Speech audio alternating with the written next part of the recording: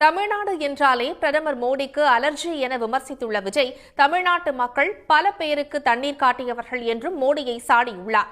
விஜயின் பேச்சுக்கு பதிலளித்துள்ள பாஜக மாநில தலைவர் அண்ணாமலை, ஏசி காரை தாண்டி மக்களை விஜய் சந்தித்தது உண்டா என்றும், சினிமா டயலாக்கா களப்பணியா என்பதை மக்கள் தீர்மானிப்பார்கள் என்றும் தெரிவித்துள்ளார்.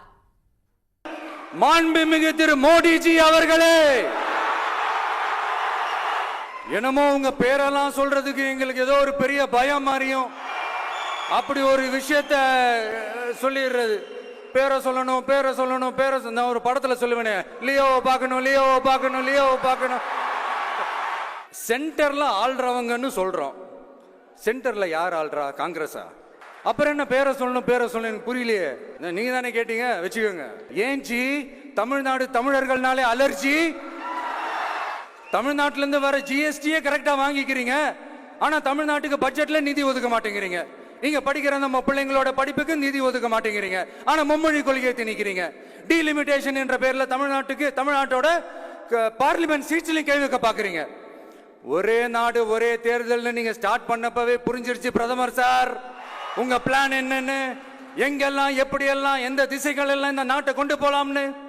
தமிழ்நாட்டை கொஞ்சம் கேர்ஃபுல்லா ஹேண்டில் பண்ணுங்க சார். ஏன்னா தமிழ்நாடு பல பேருக்கு தண்ணி காட்டின ஸ்டேட் சார், பல பேருக்கு தண்ணி காட்டின ஸ்டேட் சார். பார்த்து சார், பார்த்து செய்யுங்க சார், மறந்துடாதீங்க சார். அரசியலை பொறுத்த வரைக்கும் ஒரு ரவுடி அடிச்சா தான் இன்னொரு ரவுடியை மக்கள் ரவுடின்னு ஏற்றுக்குவாங்க. யார் ரவுடி? படத்து டைலாக் சொல்கிறேன்.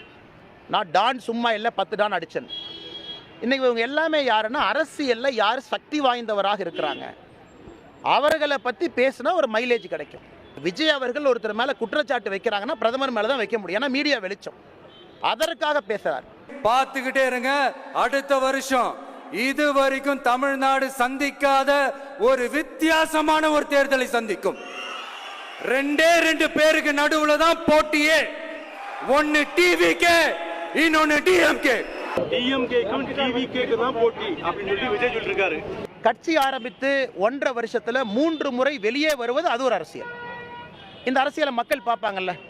கட்சி ஆரம்பித்து எத்தனை முறை வெளியே வந்தீங்க, எத்தனை முறை ஏசி காரை தாண்டி வெளியே வந்தீங்க, எத்தனை முறை மண்டபத்தில் மீட்டிங் போட்டீங்க.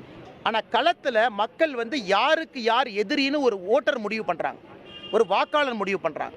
வீரவசனம் மட்டும் பேசுகிறாங்களா, வாய்ச்சவடால் விடுறாங்களா, சினிமா டயலாக் பேசுகிறாங்களா, இது ஒரு கட்சி.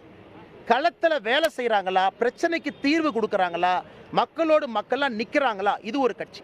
மக்கள் முடிவு செய்யட்டும் யார் யாருக்கு எதிரின்னு. அதனால சகோதரர் விஜய் அவர்கள் பேசும்பொழுது ஒரு அரசியல் புரிதலோடு பேசணும். உடனுக்குடன் செய்திகளை தெரிந்து கொள்ள சன் நியூஸ் பெல் ஐகானை கிளிக் பண்ணுங்க.